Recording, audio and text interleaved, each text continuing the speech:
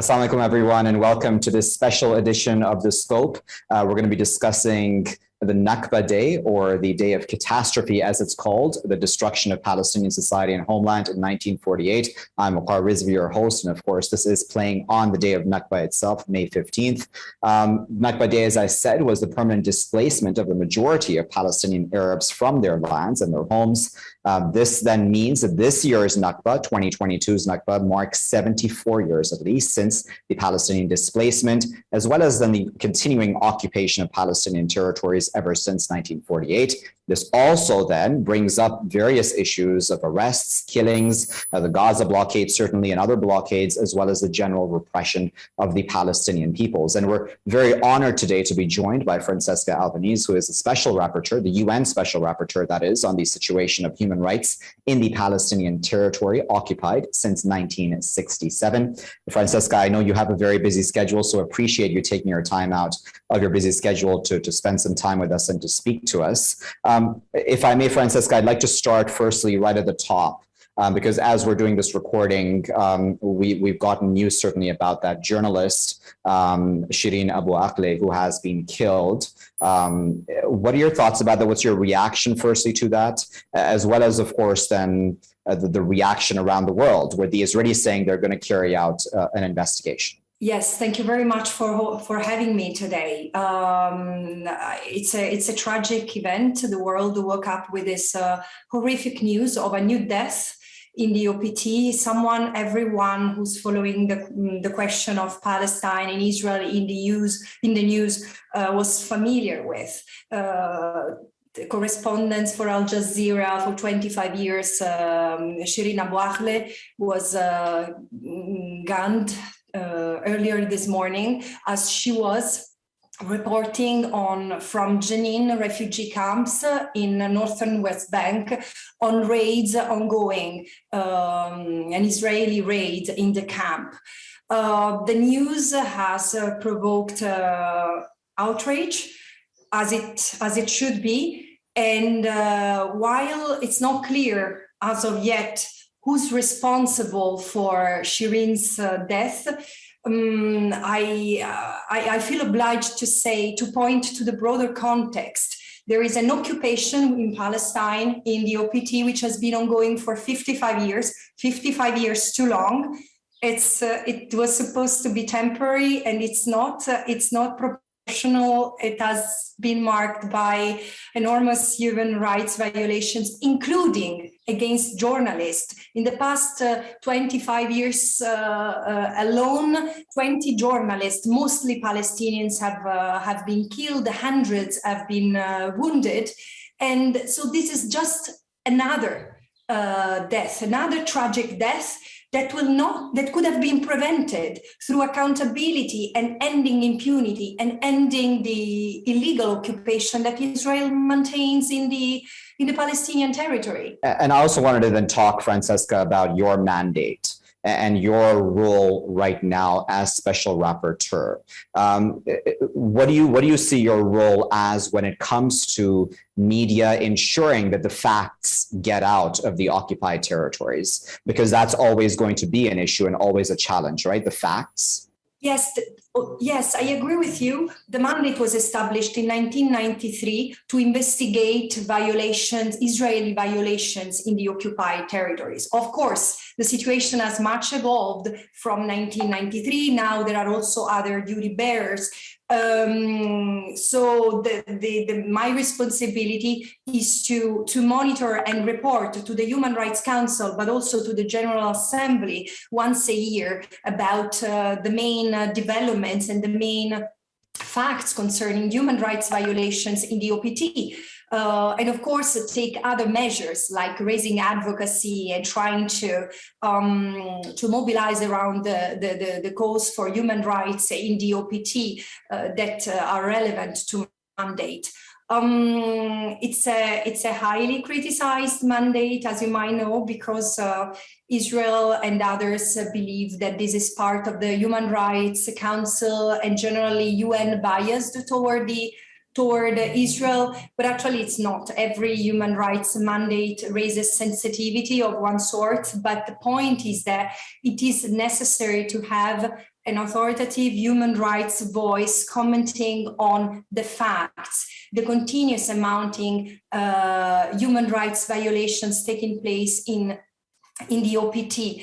And I would say that probably there is no other context in the world where the facts are so well documented as in the OPT. What is really missing is action to redress the wrongdoings occurring in the OPT, actions to ensure accountability, to end impunity, coming in from settlers, coming in from Israeli forces, or coming from other actors. So a climate of impunity reigns in the OPT, and this is what I feel very compelled to tackle throughout my mandate. Francesca, I'm going to put you on the spot for one more moment about yourself. The Israelis have been nervous about you coming into this role, as you are well aware, also because of your background working around the issue of Palestine, certainly. And they're nervous about it because they feel like, I'm paraphrasing, of course, their words, that you will come in with a certain bias. Is that true? I mean, of course, you are a well-known lawyer as well, and you have done a lot of work for many years, which is very credible. What would you say to that criticism of you yourself? I certainly cannot say that I come with a bias. I come to this mandate with a very strong background on the question of Israel-Palestine. And so I will approach this mandate with an open mind. Yes, I've been heavily criticized for alleged bias, but I've never been challenged on any of the content I've shared as a scholar or as a representative of the civil society. So I do believe that the defamation addressed to me, all the measures intended to target me as a person and as a UN special rapporteur are just a tactic of deflection, as it happens to many others who speak out on what's going on in the OPT. No, certainly I wouldn't agree with the fact that I'm biased, but I'm very well informed, and so it's easier for me to connect the dots, to take a step back, and to look at the broader context. And this is something that some out there are not very keen to listen, to hear. And, you know, about the United Nations as well, Francesca, because you've been working in this area for so long, I wonder what your thoughts are about that international organization and its record when it comes to Palestine as well, because as you know, that there's criticism as well as support for the UN's role when it comes to solving the issue of Palestine.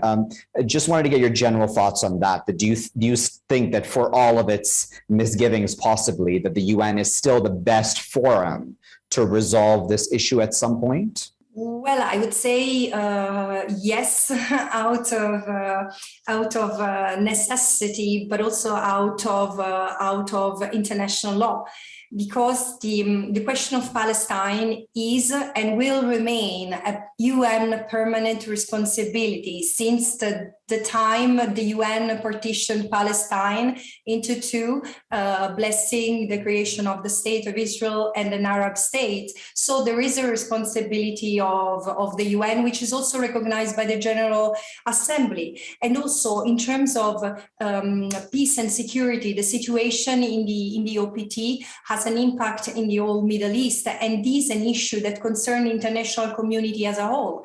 Now, and also the UN remains a fundamental actor and a fundamental platform to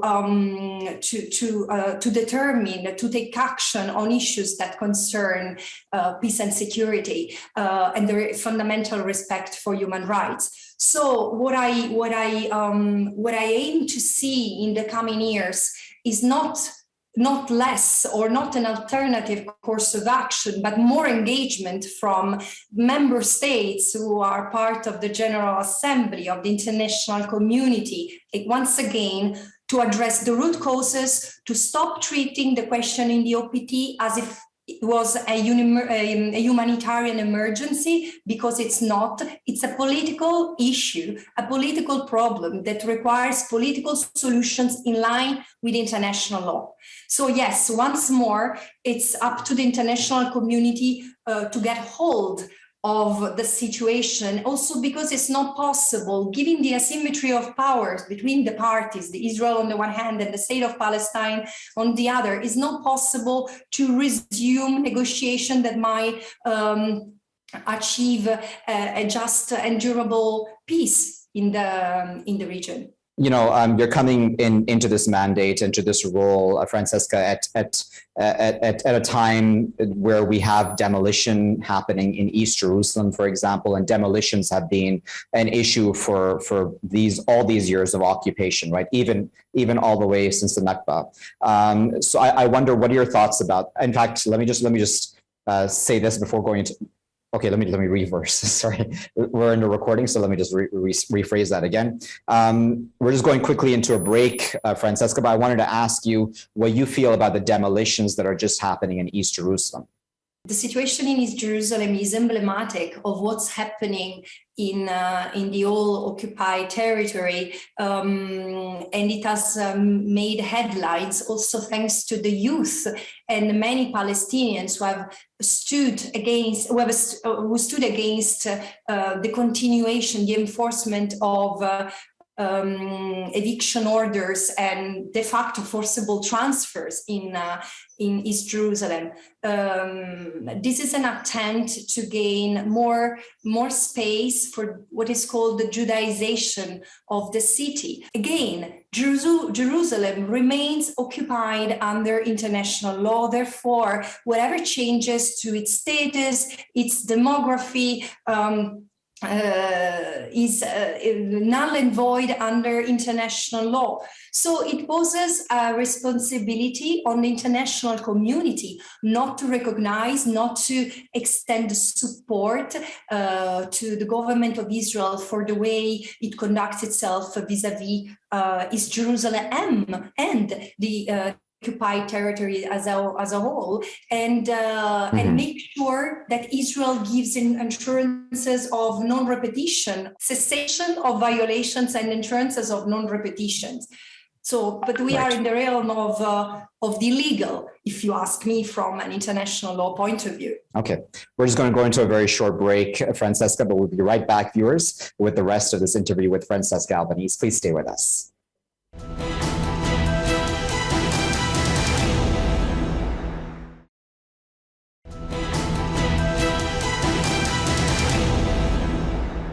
Welcome back, everyone. We're still with Francesca Albanese, a special rapporteur on the situation of human rights in the Palestinian territory occupied since 1967.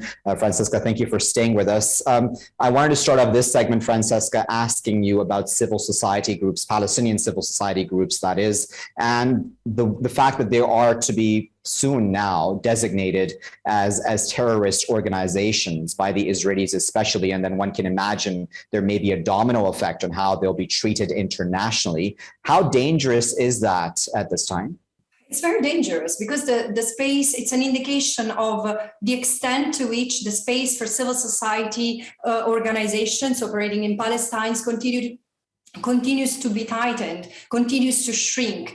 And the rules we are seeing in place right now will have pernicious effects on the whole operation of civil society in the land and beyond, I'm afraid. The space for civil society continues to shrink, continues to be tightened. And what we are seeing today with the designations of terrorists, of 6 of the most renowned, of the most active in the field of human rights NGOs in Palestine is a dangerous effect of the Israeli counterterrorism law that was enacted a couple of years ago. A number of them have been already prevented from traveling as we speak, and some of them are also experiencing suspension of vital funds.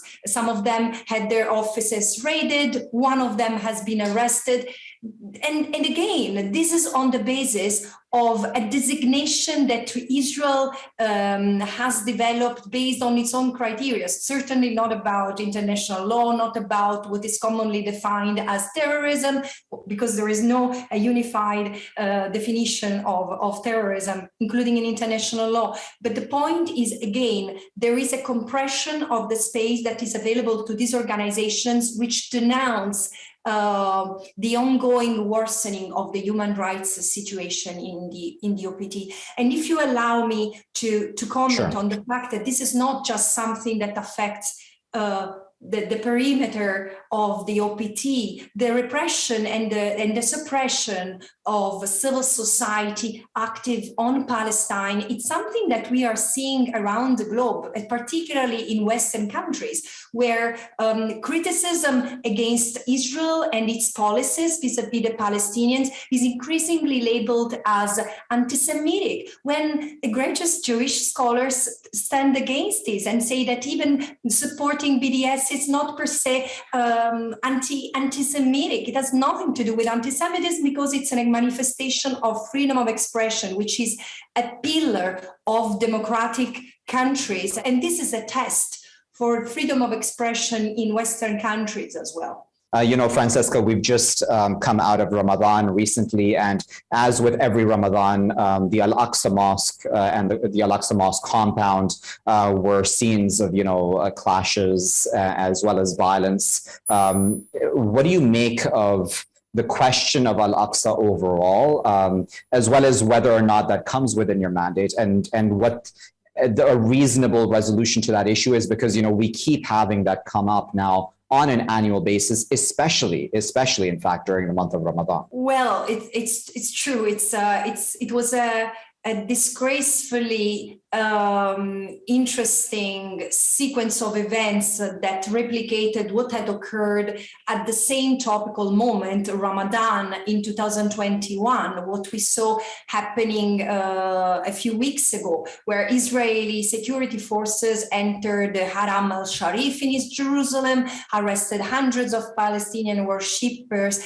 amid protests and stone throwing. But again, these acts appear more and more as a provocation, because then once again you have some international media and some international policymakers commenting, invoking for the return of calm, and commenting on the incapability of the parties to find a common ground. But again, the reality is that of an occupation which is enforced with violence over the occupied population that should be protected, and let's not forget, should enjoy the right of self-determination, because eventually it boils down to that. Palestinians have been deprived of a right that was recognized to them even before it was universally codified as a human rights. The right of self-determination is not something that the Palestinians need to demonstrate to be worthy of. It's something that should apply as of today, with reparations for the long time it has been violated and in abeyance. This is the starting point. Right. Francesca, I wanted to ask you a very blunt question, because, many times when we talk about Palestine, Israel-Palestine, in fact, there are many who will always frame this as a religious conflict. Do you believe this is a religious conflict, or do you believe this is more to do just with a political conflict? No, I cannot exclude that there are also religious elements, but this is not a religious context. We can probably, if we are looking for labels and categories, we can call it as an ethno-political conflict, but the way I see it as emerging as of the past and developing as of the past 100 years, this is a settler colonial paradigm, and which has been marked by significant violations of international law. Had these violations been addressed when they started, particularly during the British mandate, particularly with the creation of the State of Israel, which, as you were reminding us before, resulted into the displacement of 2/3 of the Arab indigenous populations, 80% of whom were from Israel, and they were denationalized en masse, they were dispossessed, and they were never allowed to return. If the impunity over these facts, which constituted violations of international law already 70 years ago, had been addressed, we wouldn't be talking today. Another huge outstanding issue, Francesca, is the blockade of Gaza and the situation in the Gaza Strip, which becomes worse and worse, essentially on a daily basis already. But even if we're looking annually, monthly, it continues to become worse and worse because of the fact that it is a blockaded territory. What are your thoughts about Gaza and the fact that it remains this issue which is unresolved? Yeah, I think that Gaza is one of those realities that will stain the sense of humanity that we carry as an international community forever.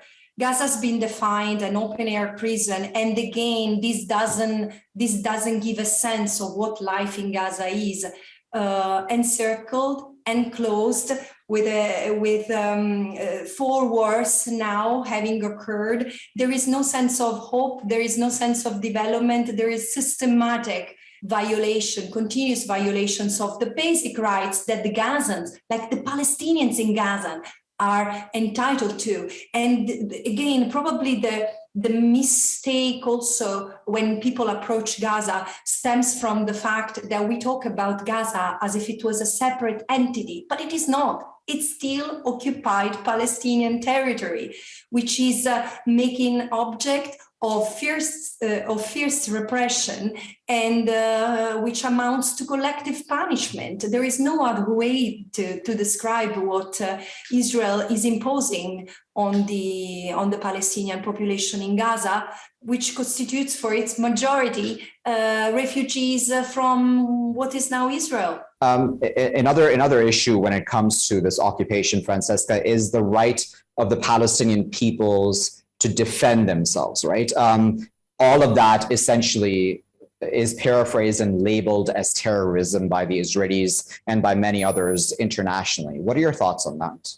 Yeah, once again, I would be very happy to see a definition of terrorism, because it would be very interesting to see who commits terrorism in the case of the occupied Palestinian territories. And I'm thinking particularly of the settlers acting with impunity and killing and endangering life and security of the Palestinians under occupation without the IDF ever taking action in defense of the Palestinians. So again, this is something I want to investigate and look into with great detail, because yes, there is certainly the sacrosanct right to ensure the security of its inhabitants for Israel, and there is the same right of safety and security that exists for the Palestinians. The point is that the state of Palestine, being held captive of the foreign occupation, it cannot exercise that protection toward the Palestinian residents. So it's important that, again, we analyze the current reality against the responsibilities that Israel has as an occupying power in the occupied Palestinian territory. So it cannot really claim a right of self-defense while occupying another people and another people's land. And just very quickly, if you can, then Francesca, are you optimistic about the fact that the international community is hopefully going to give this issue of Israel-Palestine more attention? Do you think that in some ways that there is a shift occurring and people realize the importance of a just resolution being necessary here? People and states, Europe and the US, really believe that a just resolution, just a durable resolution is needed. But the point is, what does it mean? because what I see in practice is that there is a call to return to negotiation, to realize the conditions for a two-state solutions. But again, the Palestinians are left very much on their own while Israel advances its... Francesca, I do apologize for interrupting you. Unfortunately, the clock is getting the best of us, but we really, really appreciate you taking your time out of your busy schedule to speak to us today. That was Francesca Albanese, the UN Special Rapporteur on the situation of human rights in the Palestinian territory occupied since 1967. Again, it was an honor speaking to you on air, and we'd love to have you back on once again. Viewers, thank you very much for watching the special edition of The Scope here on BMTV. I'll be back, of course, when the usual times to discuss all the important international affairs here on The Scope. Thank you very much.